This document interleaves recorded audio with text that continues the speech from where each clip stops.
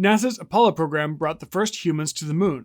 Which Apollo mission carried Neil Armstrong, Buzz Aldrin, and Michael Collins to the moon in 1969? Was it A, Apollo 8? Was it B, Apollo 11? Was it C, Apollo 13? Or was it D, Apollo 15? Welcome back to That Quiz Show. I'm your host, Lauren. The answer to our multiple choice question is B.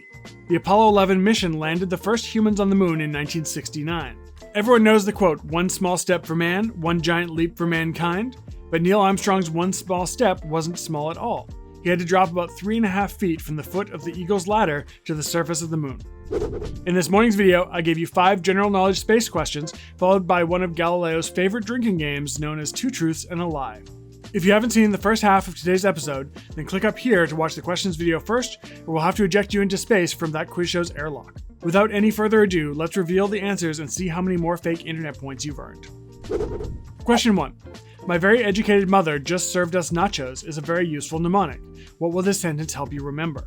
This will help you remember the order of the planets in the solar system: Mercury, Venus, Earth, Mars, Jupiter, Saturn, Uranus, Neptune. Number 2. What is the most abundant element in the universe?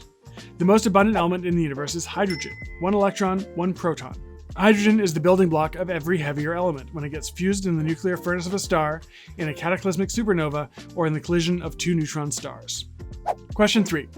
Including Saturn, which 4 planets in our solar system have rings around them?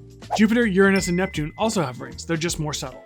Saturn's the most majestic because they're being replenished by cryovolcanoes ejecting plumes of icy material from Saturn's moons. Question 4. In 2004, NASA landed a pair of rovers on Mars to study the geology of the red planet. What are the names of these 2 robots? Those 2 little robots are called Spirit and Opportunity. Both little rovers exceeded their planned 90-day mission lifetimes by many, many years. Spirit lasted 20 times longer than its original timeline and remained in operation until March of 2010. Opportunity lasted an additional 8 years until a severe Martian dust storm incapacitated the rover in June of 2018. Question 5. Men and women who fly in American spacecraft are known as astronauts, and those who fly in Russian spacecraft are known as cosmonauts. What do you call the men and women who fly in Chinese spacecraft? These Chinese space explorers are known as taikonauts. The word comes from taikong, which is the Mandarin word for space. For the next 5 questions, we played a game of 2 truths and a lie. I gave you 3 statements, and you needed to identify the one that was false. Let's see how many more fake internet points you've captured in your orbit. Question 6. I gave you 3 statements about Venus. Venus's thick atmosphere classifies the planet as a gas giant. 1 day on Venus is longer than 1 year on Earth. Or the temperature on Venus doesn't vary much between the day and night, averaging 450 degrees Celsius. 2 of these are true, 1 is a lie. If you said number 1 was fake, you are correct. Venus is not a gas giant, but it does have a thick atmosphere. Its heavy carbon dioxide atmosphere is an ominous example of the perils of a runaway greenhouse effect. Venus should be a warning to us all about the threat of climate change. Number 7. These statements are about our home planet Earth. Did you spot the lie? Number 1. All the planets in the solar system could fit between the Earth and the Moon. Number 2.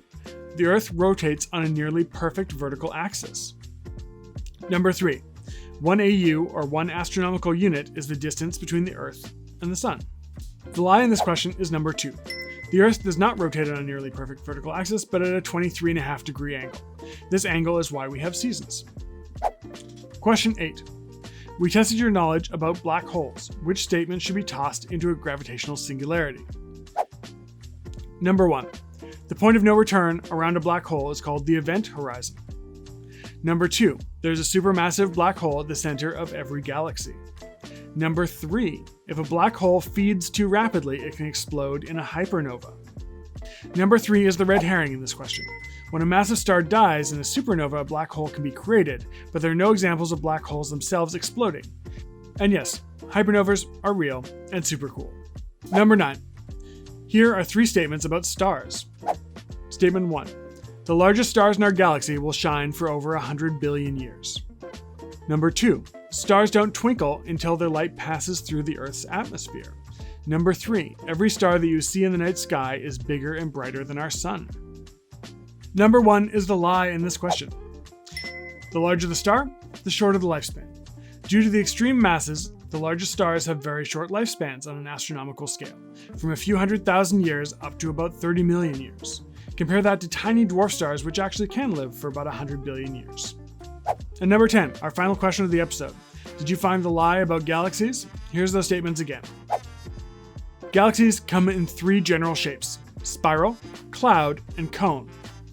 Statement 2. The word galaxy is derived from the Greek word galaxias, which literally means milky. And statement 3. The Andromeda Galaxy is on a collision course with our Milky Way galaxy. Again, number 1 is the lie. Edwin Hubble, whose name is on that awesome space telescope, introduced a way to classify galaxies, grouping them into 4 main types: spiral, lenticular, elliptical, and irregular galaxies. This one was hard, I know, but now you have a cool fact to impress all your nerdy friends at your next virtual cocktail party. This brings us to the end of our answers for our space quiz. Let me know your score in the comments. How many fake internet points did you earn?